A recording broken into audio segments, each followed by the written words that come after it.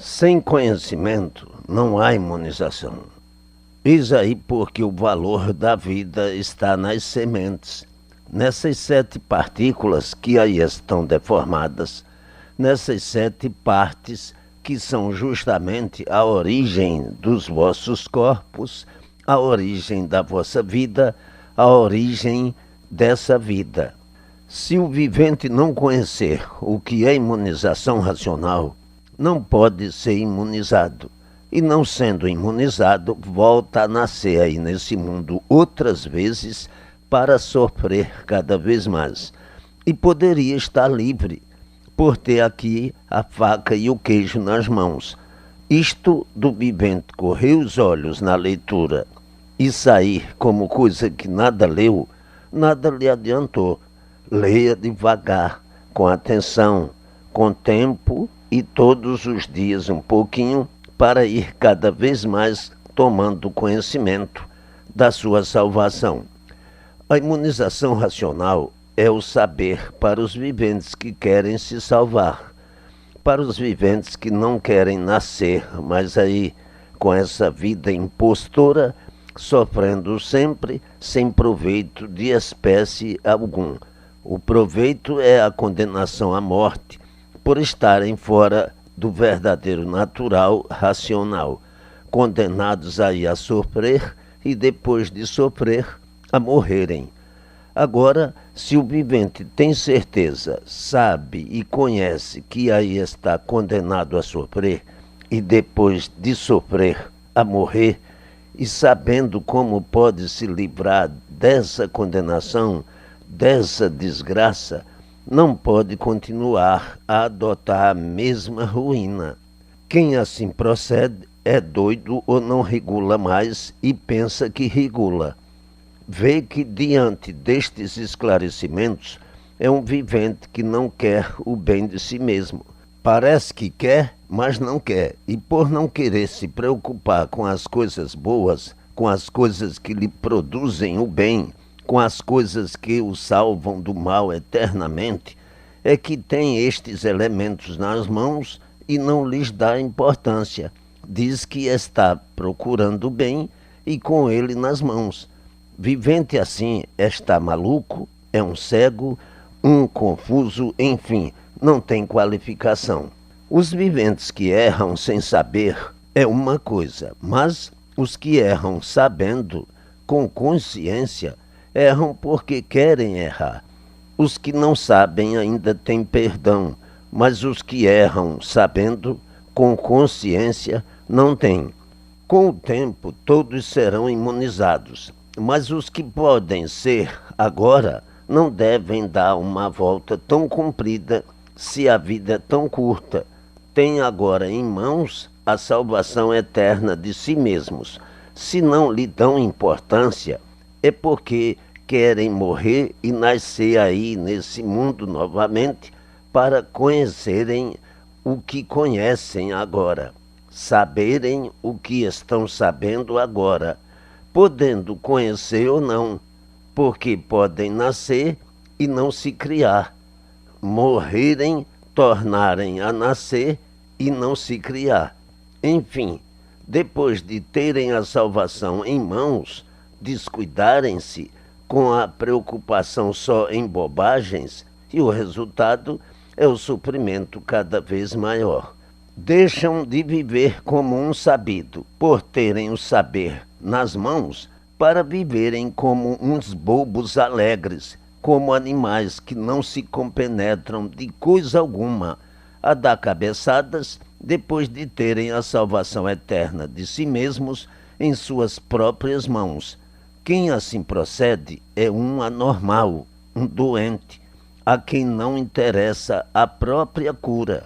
O vivente, quando se interessa em sua cura, faz por onde, principalmente quando não depende de sacrifícios, quando tem nas mãos a sua salvação dada pelo saber desta escrituração. Para esses, eu faço esta simples comparação. Como é que o vivente quer ser doutor sem estudar para conhecer o que é medicina?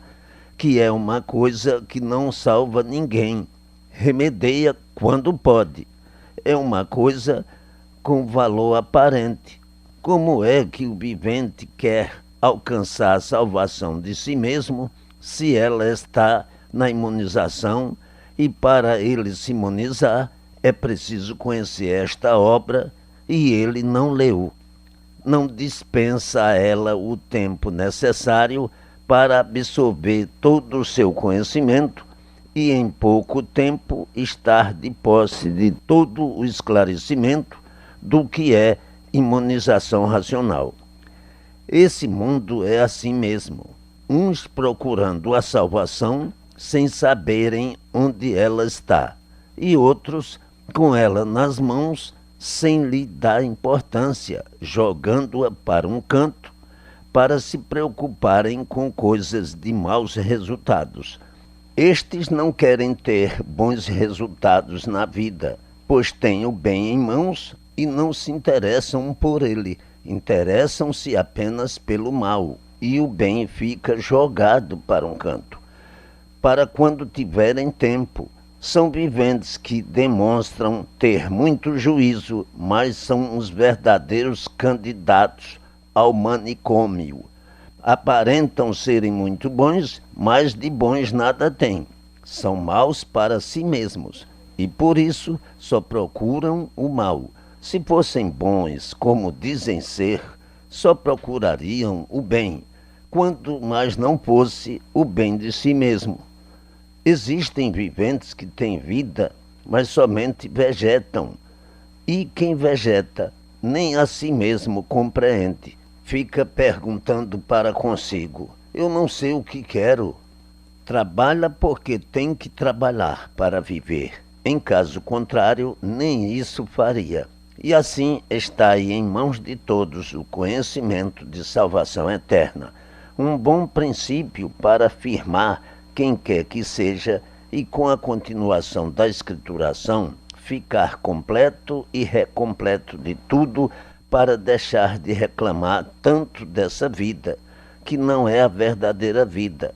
Por não ser a verdadeira vida, é que todos nascem somente para sofrer e depois que chegam à compreensão da vida, reclamam a forma de viver porque ninguém está satisfeito com essa vida.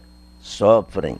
Quando não é de um jeito, é de outro. Todos sofrem. Depois de tanto sofrimento, de tanta luta, de tanta agonia, qual é o prêmio? É a condenação à morte, às vezes de formas bem horríveis, angustiosas, torturantes e monstruosas.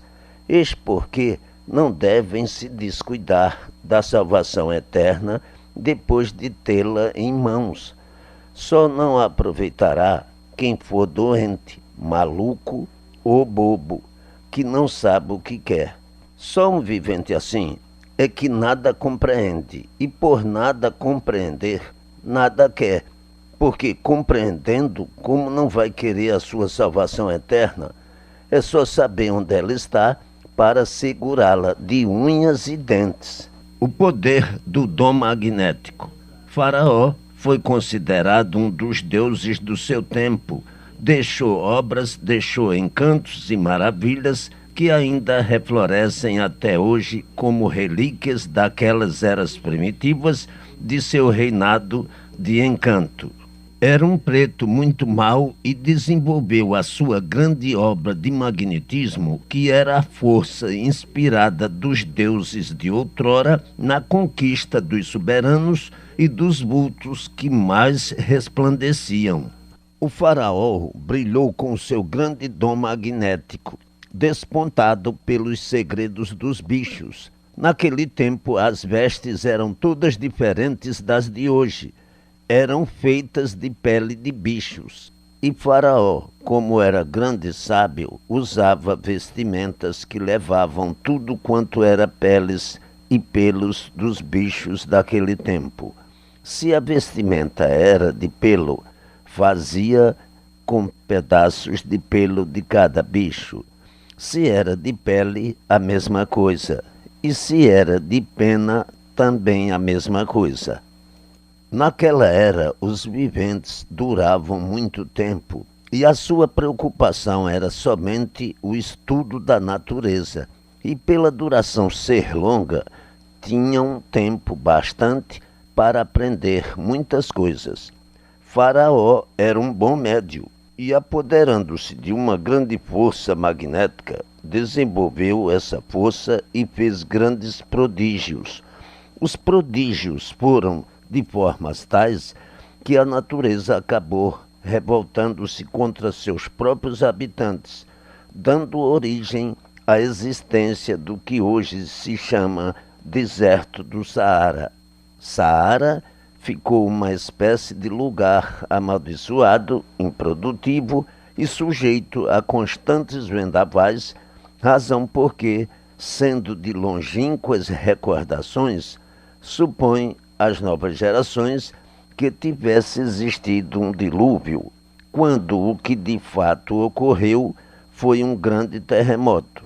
É por isso que, de quando em quando, costumam encontrar ali esqueletos de bichos monstros enterrados, e as novas gerações passam a conhecer a existência longínqua de mastodontes que ninguém atualmente tem conhecimento.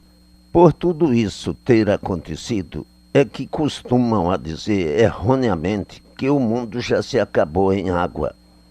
É que nos outros tempos não havia condução, não se cogitava de andarem descobrindo terras para que tivessem contatos com outras nações e outros lugares. Viviam todos isolados, viviam todos de per si. Os países vizinhos ficavam bem retirados, longe uns dos outros, e assim ninguém sabia de outras existências, e foi por isso que surgiu a suposição do fim do mundo por meio do dilúvio. Quando os países começaram a ficar adiantados, a se locomoverem, é que vieram a descobrir o deserto de Saara, que tinha sido, em eras remotas, uma grande cidade. Então este primitivo faraó, sendo de uma grande força magnética, tudo fazia da noite para o dia. E por o povo acompanhar o mesmo símbolo de magnetismo, é que era povo mau e endiabrado, fazendo coisas impossíveis e absurdas de tanta maldade entre eles que, para que tudo isso não se propagasse entre outros povos, com o tempo a própria natureza revoltou-se contra os seus habitantes. Apareceram mais tarde diversos faraós nas mesmas condições, com as mesmas influências do encanto, existindo até hoje as suas cavernas encantadas, onde reinam os malefícios para qualquer criatura que se atrever a entrar nessas cavernas onde eles foram sepultados. Agora, se esse faraó foi assim, atraiu com suas influências, mas as influências de outros faraós que já não tinham tanta força quanto o primitivo, mas que assim mesmo produzem o mal, como toda e qualquer força magnética só produz o mal.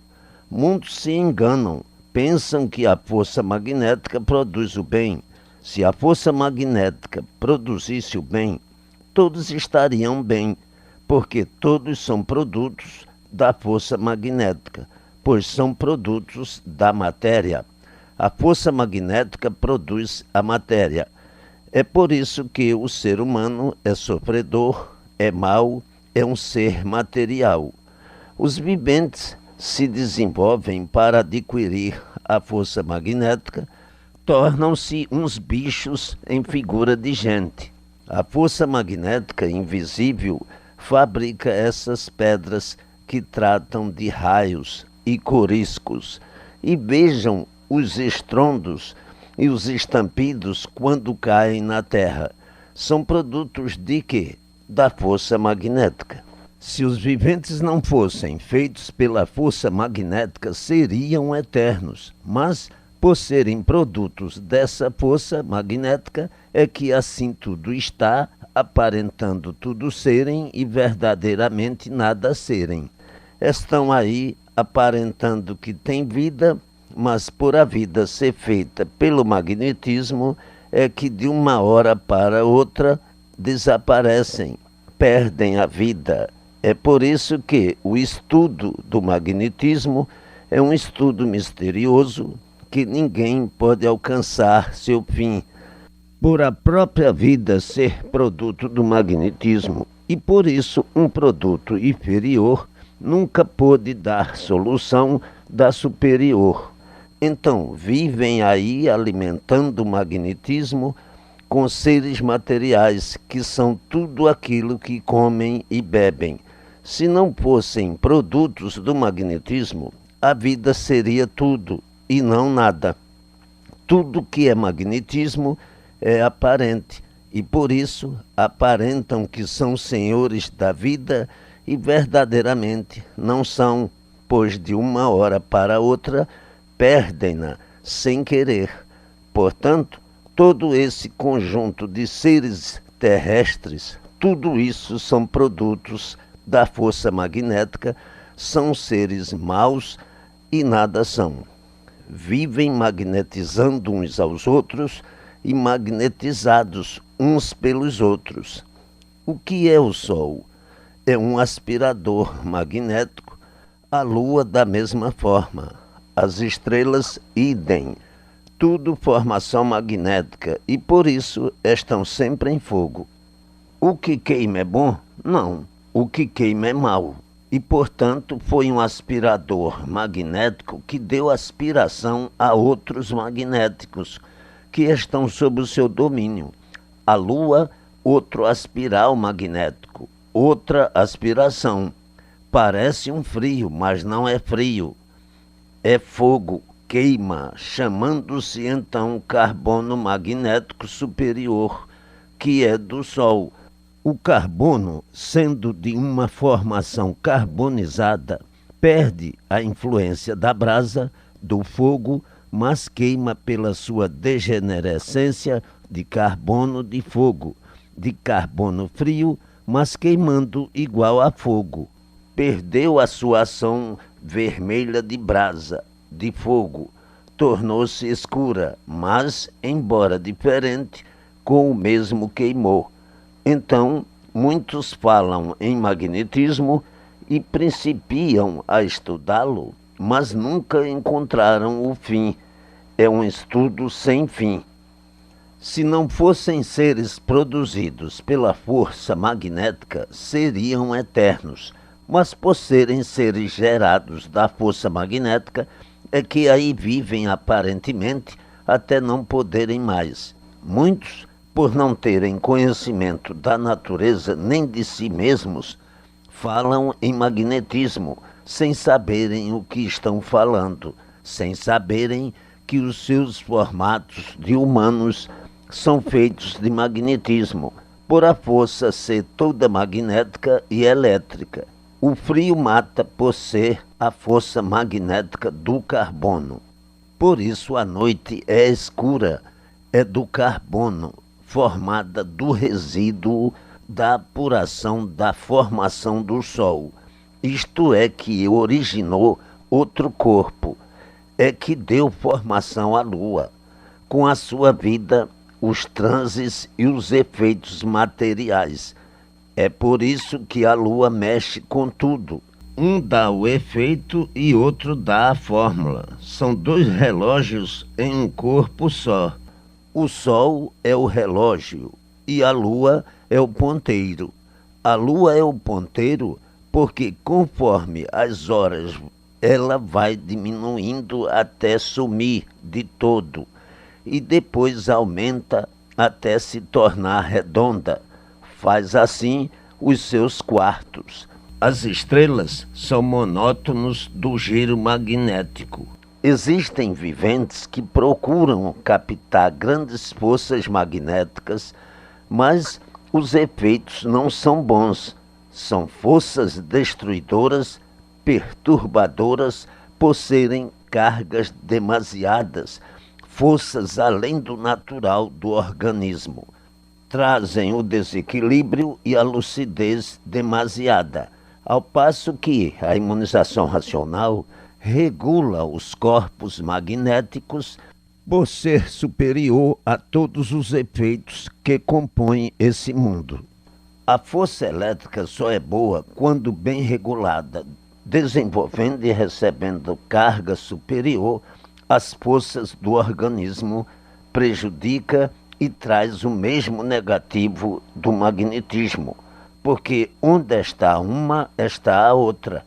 É por isso que todos os espíritas acabam sofrendo do coração e morrendo de moléstia do coração, porque o coração é o dínamo de todos, é quem recebe todas as amperagens anormais, é o órgão mais prejudicado do corpo humano. O corpo humano possui ainda o relógio, que é a cabeça, os ponteiros, que são as vistas, os ponteiros do som, que são os ouvidos, o ponteiro do aroma, que é o nariz, o ponteiro do gosto, do paladar, que é a língua, e ainda a boca, do suprimento, da corda, por onde entra o alimento da máquina, o alimento magnético dos seres materiais. Portanto, o que é a parte espiritual? O que é espiritismo? Espiritismo é magnetismo, é do mesmo ramo, com diferença que a matéria, uma parte é visível e a outra invisível. Por ser magnetismo, é que o espiritismo nunca passou disso, sempre encerrando tudo no infinito, misteriosamente, não passando de um entupimento que atrasa o mundo desde longas eras e veteranos séculos, mantendo sempre o sofrimento desse mundo e cada vez a pior. E os viventes incautos ao conhecimento verdadeiro das coisas, admitindo-o como uma coisa de grande superioridade, muitas vezes sofrendo por causa do espiritismo, e com o tempo descrendo e fazendo os outros descrerem também, por chegarem à conclusão de que o espiritismo é como outro credo de ciência caduca. Se não fosse caduca, já há muito que todos no mundo estariam certos por o espiritismo acertar todos com a sua força, com o seu poder, com o seu equilíbrio de potentado. Mas, por tudo isso ser da parte elétrica e magnética, é que nunca puderam chegar à conclusão das coisas claras, provadas e comprovadas, como muitos desejariam que fosse, para então poderem admitir. E por isso, uns tantos admitem e assim vão aventurando, caducando e sofrendo, e outros tantos não admitem, dizendo que ruim por ruim é melhor ficarem como estão. Esses caducos dizem que já vêm encarnando e desencarnando no espiritismo desde o princípio desse mundo. Ora, o mundo já é muito antigo, então eram já para nascerem pelas reencarnações dos espíritos sábios, perfeitos e puros, e quando acaba, nascem ao contrário, cada vez piores, cada vez feras mais bravias. Tudo isto é preciso aprender. E a verdade é que são maus, ruins, desumanos, selvagens e verdadeiras feras. Isto é para os caducos que ainda vivem sonhando com a fruta da ilusão, para esses cegos de olhos abertos que não sabem divulgar nem o que estão vendo, por serem produto do magnetismo, seres magnéticos, magnetizados e magnetizando. Isso se dá com os viventes que vão sendo magnetizados pelas coisas que estão enxergando, mas que não sabem divulgar o que dessas coisas. Então costumam dizer que estão sugestionados, que vivem dominados pela autossugestão, produto da sujeira, porque da sujeira são. Qual é a origem do ser humano? O que é o espermatozoide? Um catarro nojento, com semelhança de pus, evidência de que são mesmo produto da sujeira, e por isso admitindo como bom tudo quanto é asneira, e por tal são dominados, tendo na sugestão e autossugestão a ilusão do que pensam que serve e que é bom. E assim, sendo a vida composta de seres magnéticos, pelos seus efeitos, é que vive o mundo nessa confusão há muito, onde nunca as filosofias puderam embargar o sofrimento, pois as doutrinas, seitas e religiões são todas feitas pelos magnetizadores, que são os seres humanos. E por isso, quanto mais filosofias, mais sofrimentos, como assim de há muito o mundo vem sentindo. Qual foi a religião que trouxe ao mundo o bem e a paz? Qual foi a seita ou a doutrina que trouxe o bem e a felicidade de todos? Nenhuma, porque tudo isso é efeito magnético. E por ser efeito magnético, é que o mal sempre se multiplicou, vem sempre aumentando e não diminuindo. Portanto, vejam que ainda não está a verdade como muitos pensam por estarem magnetizados por esta ou aquela filosofia. O magnetismo é de uma força tal, tão natural, por ser da natureza de todos, que os viventes estão magnetizados por isto ou por aquilo e não dão por ela, devido à natureza ser magnética. Falam em bem, falam em bom, mas tudo é passageiro. Tudo é passageiro por ser produto magnético, produto dos efeitos magnéticos e da origem magnética. Então pergunta o vivente: e no Espiritismo não está a verdade? Digo eu, não. A palavra já está dizendo, em experiência, é o que quer dizer Espiritismo. Por ser do mesmo conjunto magnético, seres invisíveis da formação elétrica e magnética que compõem o conjunto da formação do mundo, com a diferença de serem seres invisíveis ou corpos invisíveis, como o vento.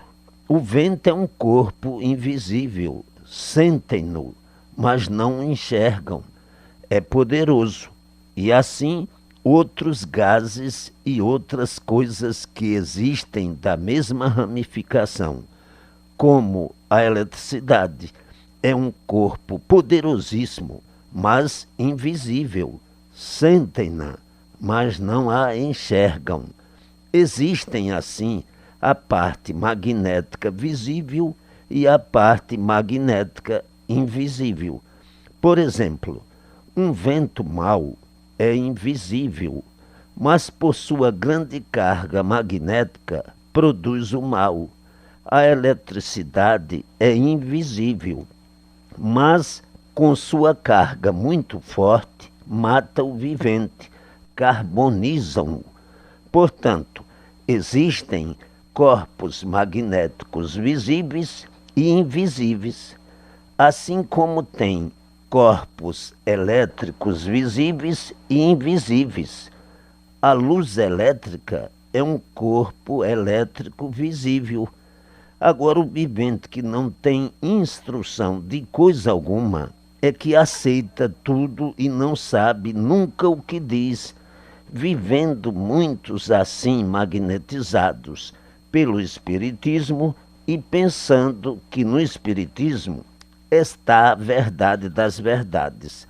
Se no Espiritismo estivesse a verdade das verdades, já há muito todos teriam a solução perfeita do mundo, pois, se o dono do mundo fosse um espírito, este de longos tempos teria dado estas soluções do princípio e fim do mundo e seriam todos governados por espíritos. Teriam que obedecer. Se no Espiritismo estivesse a verdade das verdades, que erroneamente apregoam. Por os homens de ciências não encontrarem apoio no espiritismo, é que colocam-se sempre superiores ao espiritismo. E por isso quem governa são os homens e não os espíritos. Os espíritos obedecem às leis dos homens e não os homens obedecem às leis dos espíritos. Pois, desde muito ficou constatado que a lei do espiritismo é uma lei caduca para quem quiser ficar caducando, com semelhante filosofia ou antropolosofia. Antropolosofia quer dizer atropelado por uma ciência misteriosa, sem princípio e sem fim, mais adequada a maus resultados do que bons, por não estar definida, vivendo os espíritas sempre em experiências e errando mais do que acertando. Eis a razão dos fracassos dos adeptos do espiritismo. Existem muitos viventes que, por não conhecerem, pensam e julgam que a imunização racional seja espiritismo. A imunização racional é diferente do espiritismo, como da água para o vinho. É de outro plano superior, que é a parte racional, de onde o vivente ligado pela imunização recebe tudo o que precisa. É imunizado por ser da parte racional. Se fosse da parte espiritual, receberia a espiritualização.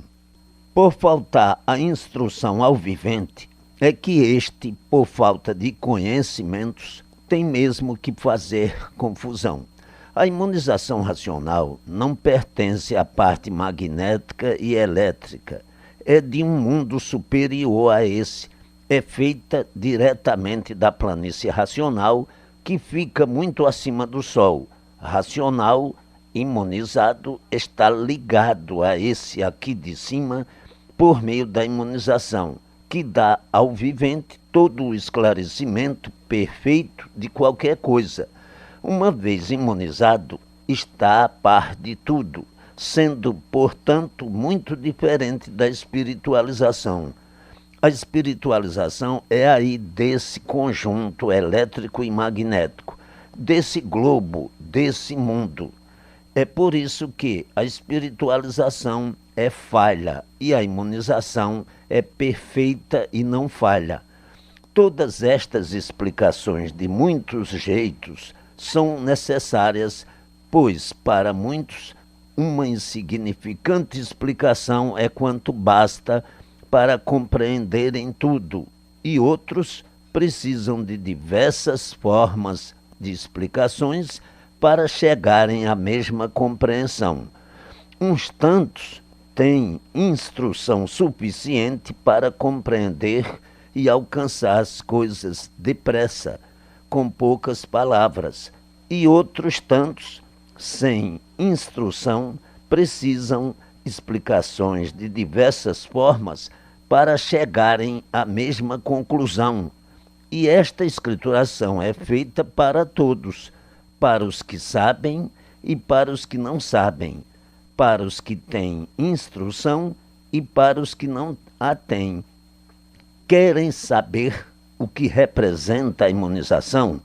Representa muitas coisas. Em primeiro lugar, a salvação eterna. Em segundo lugar, o saber completo de todo o seu ser, dos seres do mundo e assim sucessivamente.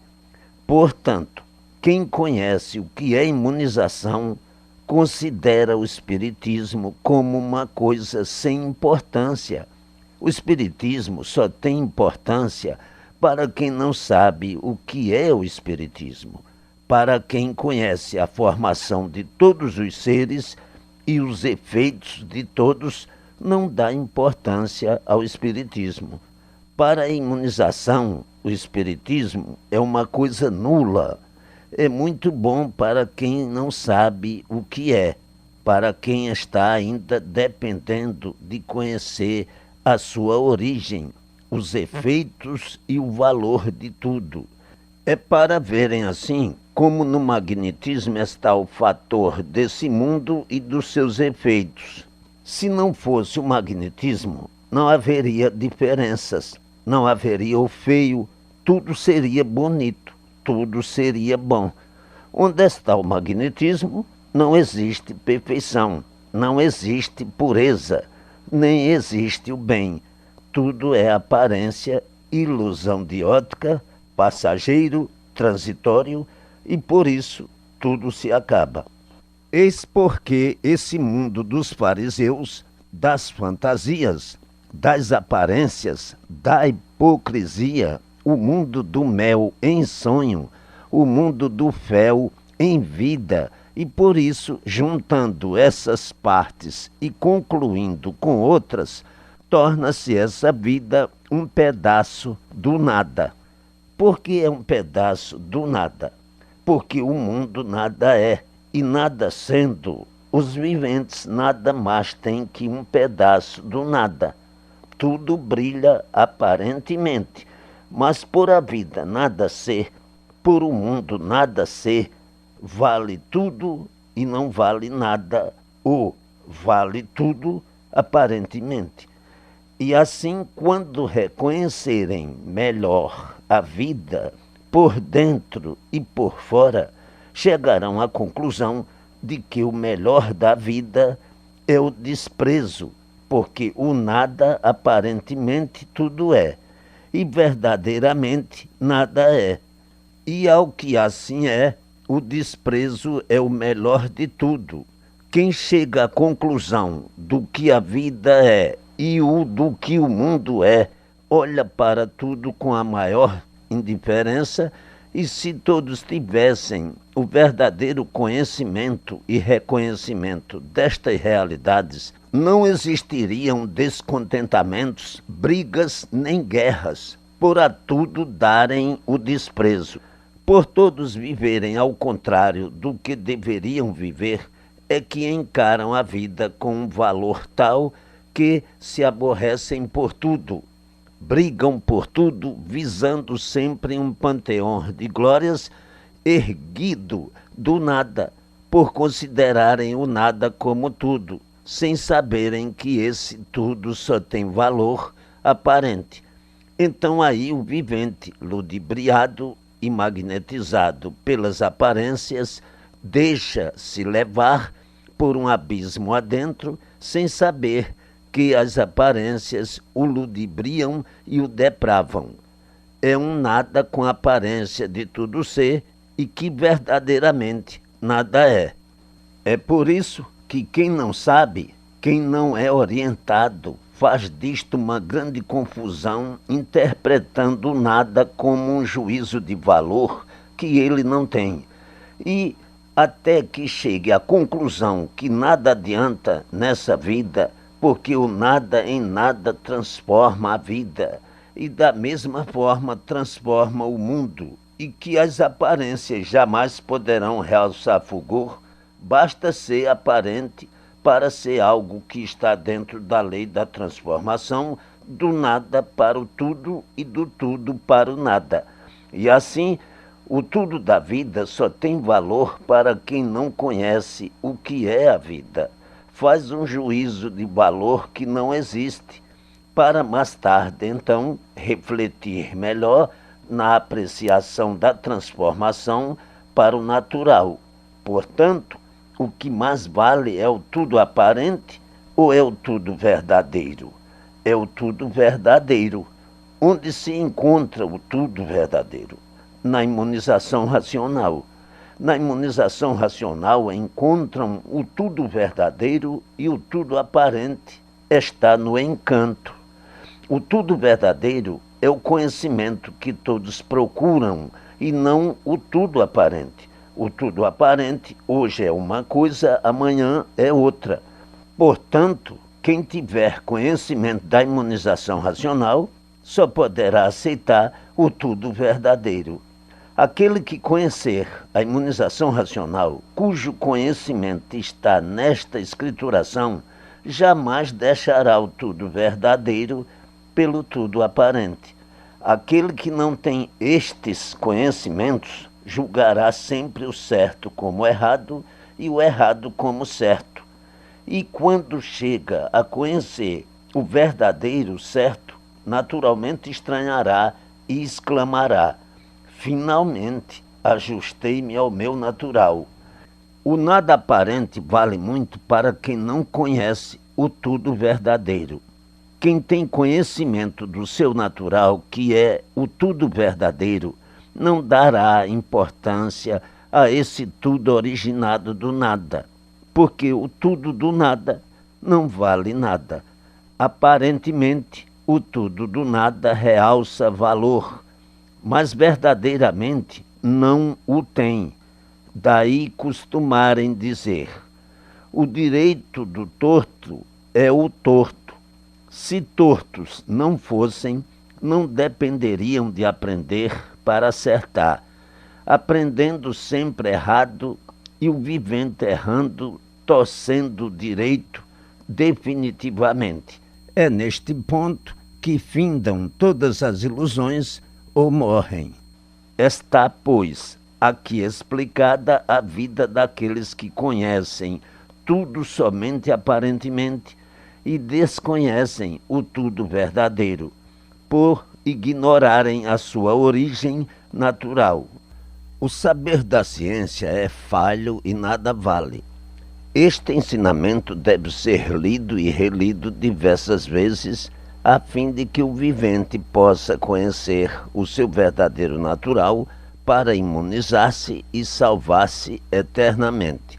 Este é um novo alfabeto, o verdadeiro conhecimento natural do tudo verdadeiro que desconheciam, pois o tudo aparente estão cansados de conhecer. O tudo verdadeiro embarga o sofrer e o tudo aparente alimenta cada vez mais o sofrimento de todos.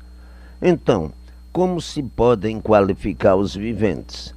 Traídos pelo saber que adotaram e sofrendo as consequências, traídos por adotarem aparências como verdades, traídos pela ciência, que com os seus ensinamentos fora do natural faz com que o sofrimento reine e se multiplique apavorantemente. Se a ciência fosse verdadeira, ninguém sofreria, mas, por ser uma coisa aparente, todos sofrem, atraiçoados pelo saber traiçoeiro, por isso sofrem os que sabem e os que não sabem, sofrem os cientistas por serem traídos pelo saber que julgam e pensam estar certo e não estão.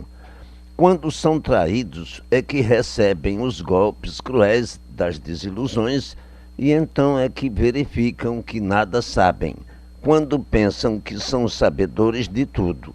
Tudo isso que os cientistas sabem nada vale e por isso eles também são sofredores. A ciência é necessária, mas quando esta ciência é do verdadeiro natural das coisas, aí ela equilibra e, sendo ciência fora do natural das coisas, desequilibra. E por isso é reinante o desequilíbrio dos povos que adotaram uma ciência contrária a si mesmos, uma ciência de destruição e por isso são vítimas dela. Uma certa parte da ciência é boa, mas tem outra que está em contradição com a vida natural e tudo que está em demasia prejudica. E a planta do natural verdadeiro é esta que está na imunização racional, que é completamente diferente da planta natural aparente que adotaram nesse mundo. Esta é a razão da vida de aparências e por isso vivem de aparências, aparentando o que não são, sofrendo desde que nascem até que morrem, exclamando a toda hora que o mundo é de sofrimento.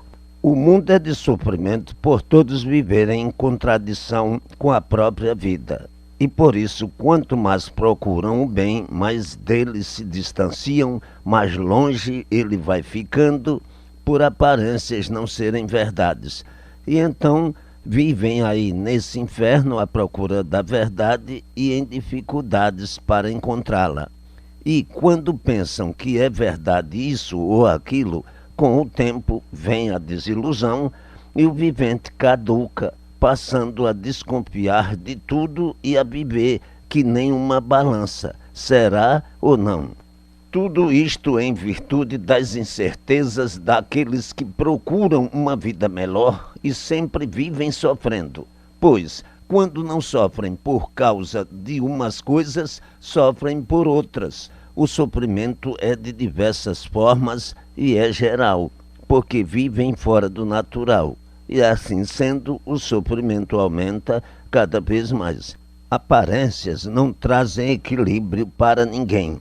Hoje é uma coisa e amanhã já é outra, pisando todos em falso por viverem traídos pelas aparências, recebendo os golpes e desiludindo-se com essa vida onde ninguém a compreende. Aí dizem uns para os outros: vivemos todos descompreendidos. Hoje nos compreendemos bem e com o tempo nos descompreendemos. Tudo isso devido a quê? Proveniente da própria vida, onde aparenta estarem equilibrados e de uma hora para outra acabou-se a vida. Portanto, a vida é uma vida aparente e por isso de uma hora para outra acabou-se a vida. Por a vida ser assim irremediável, é que os seres adotaram esse modo de viver que ninguém suporta. Ninguém suporta essa vida porque a satisfação não é integral. Pois quando estão satisfeitos por umas tantas coisas, acham-se insatisfeitos por outras tantas. Eis porque, para ficarem equilibrados, para serem equilibrados somente por meio da imunização racional. Com a imunização racional, nasce no vivente o equilíbrio integral, porque nela está tudo que o vivente precisa, aquilo que desconhece e que desconhecia. Esta é a verdade das verdades, o natural de todos. A degeneração é embargada pela imunização. Para adquirir a imunização racional é muito fácil. Basta ler consecutivamente para saber o que é imunização racional. Pois, na espiritualização, como vivem todos de experiências, nunca poderiam alcançar o equilíbrio e por isso vivem assim dessa forma, horrivelmente, pensando que sabem tudo e não sabendo nada, sempre nesse entupimento, resumindo a vida dessa forma suja, alimentando sempre o sofrimento cada vez mais. Vivem assim num progresso aparente, onde verdadeiramente não há quem enxergue que não há progresso, pois em vez de irem para a frente, há muito que estão indo para trás. E por isso, quanto mais progresso, mais sofrimento, mais destruição, mais padecimentos, principiando pela própria degeneração, que há muito leva a todos a minguar, como minguando já vem de muito. Aí está porque os povos dantes duravam de 200 anos para fora. Já houve eras de durarem mais de 300 anos, eras de 400 anos, e assim sucessivamente. O princípio da degeneração é que fez com que a vida ficasse cada vez mais curta e ela cada vez dura menos pelo progresso dessa degeneração. Todos minguam cada vez mais, tudo provocado pelo progresso da destruição, por esse progresso aparente que há muito assim já vem. Só a imunização racional pode embargar essa degeneração. Se o progresso da degeneração continuasse, dentro em pouco a vida começaria aos 7 anos e aos 13 ou 14 estariam velhos, acabados, até vir a extinção desses corpos, dessa geração. Aí então entrariam mais adiante em outra geração muito pior do que essa, iriam ser quadrúpedes, e pela duração de outras eras, vejam que bem pouco falta para chegarem a esse ponto, pois já houve eras de durarem 800 e tantos anos, e vieram baixando para 700, 600 e sempre reduzindo a duração até agora, onde muito poucos chegam aos 100, aos 80 e mais adiante quase ninguém chegando aos 30 ou aos 15. E assim vão caminhando para a extinção dessa geração, e aí nesse mundo não há quem não enxergue isso naturalmente. O embargo dessa extinção, dessa deformação para outra muito pior, será feito pela imunização racional, que aí está para evitar a transformação dessa geração em outra, de quadrúpedes. É por meio da imunização racional que conhecem o porquê assim são, o porquê o mundo assim é, de onde vieram e para onde vão, podendo dar solução daquilo que nunca conheceram e de que nunca houve quem desse, a não ser agora eu, o racional superior, que aqui ponho em mãos de todos.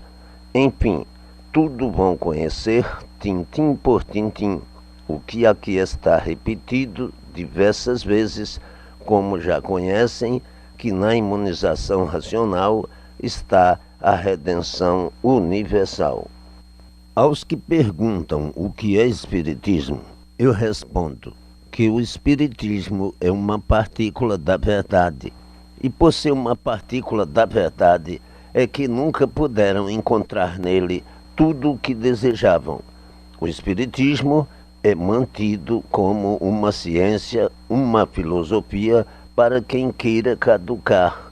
Se no espiritismo estivesse a verdade das verdades, já há muito todos teriam as soluções precisas do porquê da vida, do porquê do mundo, soluções definidas de princípio a fim. Há quem pense que o espiritismo poderá solucionar todos os casos precisos da vida. Poderá solucionar os casos da vida aparente, mas os da vida verdadeira não. O espiritismo sempre alimentou essa vida de aparências por não poder descortinar aquilo que não está nele. É como o vivente aí na terra. Não pode fazer isto ou aquilo além de suas posses. Assim são os espíritos, que são os viventes, que estão entre o sol e a terra, e os de cima da terra, que são todos os seres elétricos e magnéticos visíveis, enquanto os do espaço são elétricos e magnéticos invisíveis, com a formação de sua natureza diferente dos que pertencem aí à Terra. Por os espíritos serem desse mesmo mundo, é que nunca puderam dar solução do princípio ao fim, como os seres humanos, que também nunca deram soluções do porquê o mundo assim é, do porquê todos assim são, do porquê de tudo e de todos. Tornaram-se assim uns enigmáticos, tanto os espíritos invisíveis como os que vivem aí na Terra, que não passam também de espíritos humanos e por isso vivem todos de experiências, pois todos são espíritos, embora com fórmulas diferentes. São espíritos os humanos, como também o são os invisíveis do espaço, por todos pertencerem ao mesmo mundo elétrico e magnético. A diferença é de corpo e de vida. Os que vivem em cima da Terra dependem dela para viver, e os do espaço se alimentam pelos gases, pelo cheiro, pelos gases arquidoféricos formados pela natureza. Mas, por todos pertencerem a esse mundo, é que nunca puderam dar solução dele, pois Os viventes do vácuo não podem ir acima do Sol, nem da Lua, da mesma forma que os viventes aí da Terra não podem também alcançar estas alturas. Eis a razão de não poderem penetrar na parte racional, que fica aqui muito acima do Sol e da Lua. Do Sol, a planície racional, aqui onde estão os racionais, a distância é maior que da Terra ao Sol, porque neste vácuo habitam outros planetas que têm ramificações com a deformação e que pertencem também à natureza deformada, porém de outras formações e com outra natureza diferente. É por isso que, de quando em quando, eles fazem as suas evoluções que os tornam visíveis aí na Terra em virtude de seu percurso e de seu trajeto na forma e sistema planetário. Fazem então uma espécie de rodízio, pois estes planetas ficam ainda muito distantes da parte racional, que é a parte onde estão os racionais, puros, limpos, perfeitos, sem defeitos, com o seu progresso de pureza numa planície imensa, muito maior que todo esse mundo. Além desta planície, mas para cima existem outras, em sentido menores e diferentes. Daí então é que vão ter conhecimento da origem e da formação de tudo. O princípio deste mundo já conhecem muito bem, e quando forem racionais, puros, limpos, perfeitos, sem defeitos, irão então saber a origem da formação de tudo, porque já se encontrarão com outra capacidade diferente desta, pois aí já não serão mais bichos e terão todos os conhecimentos de racionais. O princípio deste mundo já está esclarecido e só falta patentear mais um pouco, minuciar detalhe por detalhe, tintim por tintim, para que todos atinjam os benefícios da imunização. Está aí porque o Espiritismo tem uma partícula da verdade, mas não está nele a verdade das verdades, pois pertence à mesma deformação dos viventes desse mundo, e por isso nunca o Espiritismo pôde dar estas soluções e muito menos provar e comprovar a salvação eterna, o princípio e o fim do mundo, o princípio e o fim de todos. O Espiritismo é de longas eras e veteranos séculos, e por não encontrarem nele o que estão vendo agora, é que depois de muitos estudos foi considerado como uma ciência ou filosofia para quem quisesse caducar, admitir um conhecimento como sendo de si mesmo, para poder e dizer que também são espíritos, porque também vivem de experiências, com uma diferença dos espíritos do vácuo, mas confrontando-se, podem dar as mãos e dizer que são filhos do mesmo mundo, com formação diferente, mas vivendo todos de experiências. E por isso nunca despertou a humanidade para que desse o seu valor, pudesse mostrar a sua superioridade e todos ficassem sob o seu domínio e as suas leis. Os homens de ciência, que não encontram no Espiritismo força nenhuma, conservaram-se sempre superiores ao Espiritismo, e o Espiritismo sujeito às leis dos homens, por não ter em si o redígio superior aos homens. Os espíritos não têm domínio total sobre o mundo.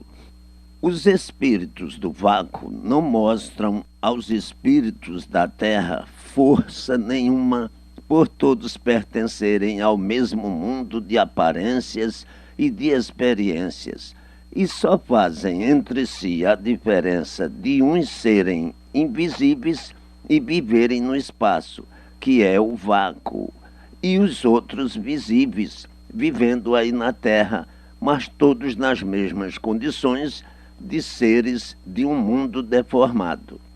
A única superioridade dos espíritos invisíveis é que são eternos e por isso têm a probabilidade de conhecerem mais do que os viventes aí da Terra, que são os humanos. Por isto, os invisíveis têm mais conhecimento sobre a vida aí, que é material, têm domínio sobre o ser humano, mas não de grande importância. Porque se fossem de grande importância, já há muito governariam o mundo. Se os espíritos tivessem grande domínio sobre os humanos, há muito eles governariam o mundo por meio de um centro espírita, onde aí o presidente e os secretários receberiam ordens dos espíritos para serem cumpridas na Terra. Portanto, não está no Espiritismo o que muitos pensam que esteja, e outros desejariam alcançar esse ponto máximo de superioridade. Basta o nome para a pessoa saber que não está a prepotência no Espiritismo. Bem que a ciência já cogitou de tudo isto, mas, por não encontrar base sólida, considera o Espiritismo como uma ciência ou filosofia para caducos, para quem quer acertar ou não, melhorar ou piorar. Se a melhora de todos no mundo dependesse do Espiritismo, todos no mundo estariam bem, porque quem quisesse melhorar iria à procura dos centros. E como ninguém quer piorar, aí estariam os centros para trazer as melhoras de todos. Vejam, pois, que a ciência soube denominar e qualificar o Espiritismo de ciência ou filosofia caduca, porque de tudo existe, bom e mal. Quem sabe, quem finge que sabe, quem nada sabe, quem conhece e quem aparenta que conhece. Existem, assim, uma infinidade de divergências, tornando o mundo um enigma tão misterioso, provocando a origem de diversas religiões, seitas e doutrinas, disputando umas com as outras, inclusive com o Espiritismo, a difundirem o que dizem que são verdades e cada uma a mostrar a sua verdade diferente. Como se trata de filosofia, cada qual vai filosofando como lhe parece, e por causa de tudo isso, que os viventes com um pouco de entendimento a mais do que outros, acabam respeitando todas, porque é o seu dever, mas não adotando coisa alguma, vem então, em função, a autossugestão, a mitologia mística da mistificação. E assim o ser humano sempre viveu em contradição ao seu ser, por desconhecer o porquê assim é, o porquê o mundo assim é, e assim tem mesmo que viver contra si, por não saberem por que vivem, de onde vieram e para onde vão, por não saberem de onde surgiu este mundo em que vivem, como resplandeceu e resplandece desse jeito enigmaticamente. Enfim, vivem aí porque nasceram e porque têm vida aparente, sem saberem coisa alguma do verdadeiro ser natural das coisas, que é de onde tudo surgiu. O ser humano sempre viveu contra o seu ser, contrário ao seu ser, por desconhecer a sua origem, a origem do mundo e a origem de todos os feitos que existem nesse conjunto formado pelas 7 partes que dão origem ao corpo e que são o Sol, a Lua, as estrelas, a Terra, a água, os animais e os vegetais. Então, ludibriados por essa natureza, por esses feitos, por desconhecerem de onde tudo isso surgiu, levam a vida assim, enigmaticamente, mantendo os mistérios do seu próprio ser, considerando-se misteriosos por não conhecerem o princípio e o fim da sua origem, mantendo todos os seres do mundo num enigma sem solução, sempre em contradições consigo mesmo e com tudo, chegando à conclusão de que nada são nesse mundo, por nada saberem e tendo o saber que aparenta remediar, mas que, na verdade, tudo é irremediável nesse mundo. Tudo isso proveniente da combustão da ilusão, da autossugestão, da fantasia que vos faz dormir, por esse prisma que sempre alimentou as esperanças do bem que ninguém alcança, e sim do mal que os vem tragando há muito, por aí viverem emprestados com essa vida de que desconhecem a origem, porque da origem não sabem nada.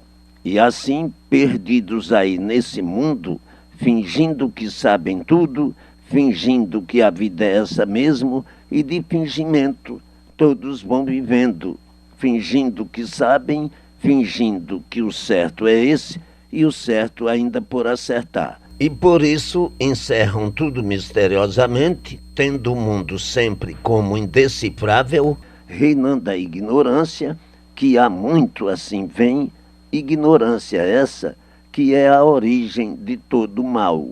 A ilusão fez com que os homens se compenetrassem que a vida é essa mesma, e sem saberem dar solução do porquê a vida é assim.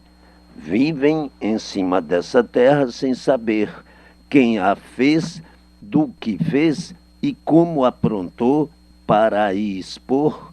Vivem aí olhando para essa água, para os animais, para o sol, para a lua, as estrelas, e tendo tudo isso como indecifrável para todos. Vivem aí à procura da verdade das verdades e nunca a encontraram. E hoje aqui está ela, inesperadamente, nesta escrituração de redenção universal, para saírem desse mundo de fantasias e alcançarem o que há muito choram e lamentam não terem encontrado. Hoje aí está em mãos de todos o glorioso porvir dos porvires, o glorioso brilhante dos brilhantes, o glorioso tema da verdade das verdades, que há muito procuravam e agora aqui está. O conclave racional. No nosso conclave racional não há soberbia. No conclave racional não existe semelhante coisa. É o amor fraternal a todos, pelo conhecimento de um por todos e todos por um. Se este conhecimento aparecesse em outro meio, a soberbia e a arrogância teriam que ser combatidas. Desta forma, hoje todos com a planta do mundo nas mãos e em seguimento todos os conhecimentos, tintim por tintim, e os detentores da nobreza a espantarem-se com o desencanto do mundo que há muito implora um meio melhor para viver, pois a vida chegou ao ponto máximo de sua fraqueza e o viver é só de sofrimento. E assim sofre o grande, o pequeno, o rico e o pobre, o mundo se aproxima do seu fim. O começo do fim foi dado desde os primeiros passos desse progresso destruidor, e o desequilíbrio é tão grande que o sofrimento se multiplica apavorantemente sem que a humanidade o sinta.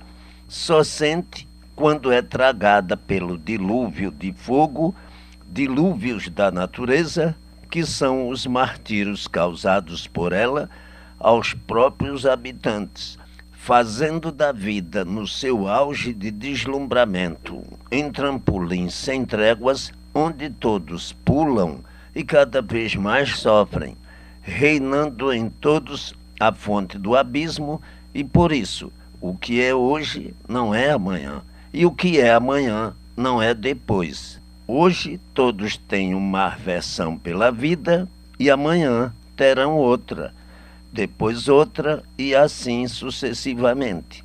Está aí o princípio do porquê assim são, do porquê o mundo assim é, de onde vieram e para onde vão. Em seguimento, a conclusão integral deste princípio é que chegará à base da redenção universal. O mel, o fel, o azedume e os parasitas. Na lua está o mel, no sol está o fel e nas estrelas está o azedume. Na lua está o mel porque a lua representa as abelhas. No sol está o fel porque o sol queima. E nas estrelas está o azedume porque elas não dão clareza, alumiam muito, mas não se enxerga nada com a sua luz.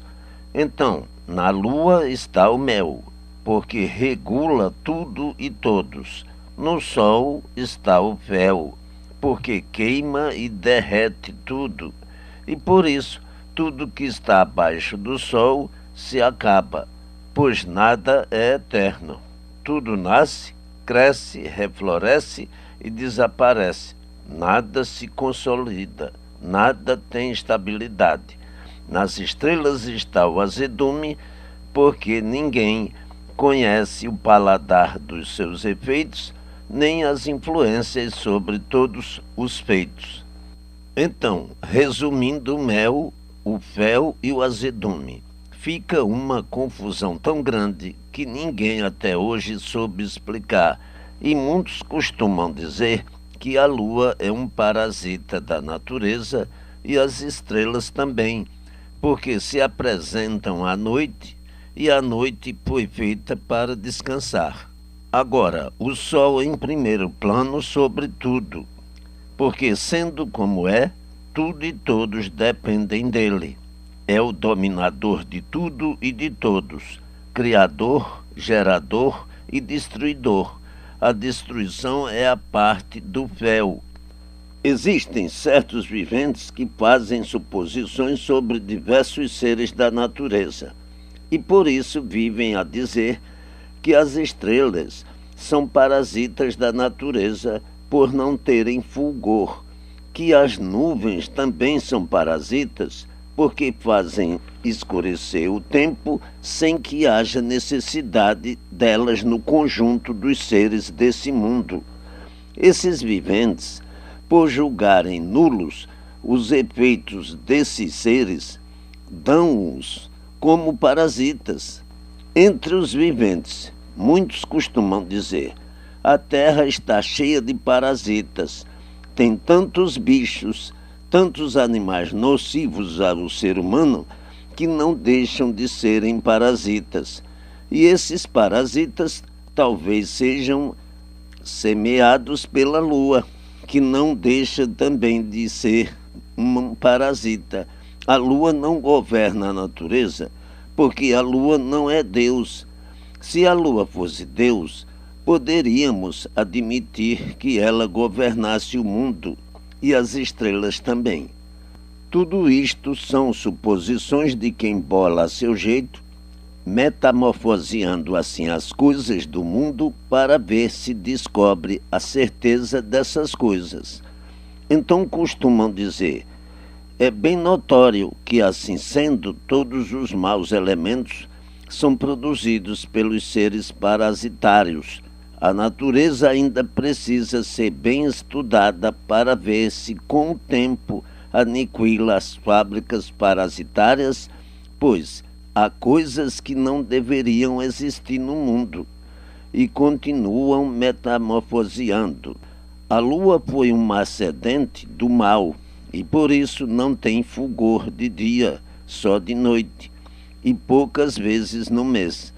Não é possível admitir que este mundo fosse feito por uma pessoa boa, digna e de sentimentos perfeitos.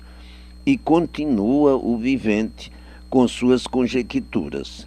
Este mundo foi feito por um maluco que estava completamente doido varrido quando o fez, pois deu-lhe mais coisas ruins do que boas. Se fosse um elemento bom que tivesse feito este mundo, nele, embora houvesse coisas ruins, o bom deveria suplantar o ruim, ou então nada existir de ruim, porque uma coisa feita por pessoa boa tem que produzir apenas o que é bom. Então, o vivente metamorfoseando desse jeito, chega à conclusão de não admitir Deus de forma alguma. Primeiro, porque ele não é bom. Se fosse bom, só faria coisas boas. Segundo, porque é ruim, e por isso no mundo se encontra tudo de ruim, como bichos ferozes, doenças desoladoras e venenos de todas as espécies. Um ser bom não se prestaria para fazer o mal, e por isso o vivente não pode admitir que esse mundo tenha sido feito por um ser bom, e assim pensando, nada pode pedir de bom a quem só pôs no mundo coisas ruins. Por isso todos sofrem, e quanto mais pedem, quanto mais imploram, mais sofrem. E a humanidade toda continua sempre assim, a pedir e a implorar. Isto são métodos e modos de pessoas que se aprofundam para tirar conclusões das coisas e, pela sua análise, chegam a um esclarecimento para poderem admitir isto ou aquilo, fazendo julgamentos para poderem falar baseados sobre qualquer assunto. Estes são viventes desiludidos e tratam Deus como mal. Por esse mal está comprovado em todos os seus feitos. E então vivem a dizer: quem fez esse mundo estava louco, tão alucinado que ficou com vergonha de se apresentar ao povo com medo dele. A verdade é que tudo foi feito imperfeitamente, tudo podre, e por isso tudo se acaba. Existem tantas coisas ruins, tantos espinhos, tantos venenos, tantas feras, que o mundo é uma confusão tão grande que só mesmo trabalho de um maluco e não de um perfeito.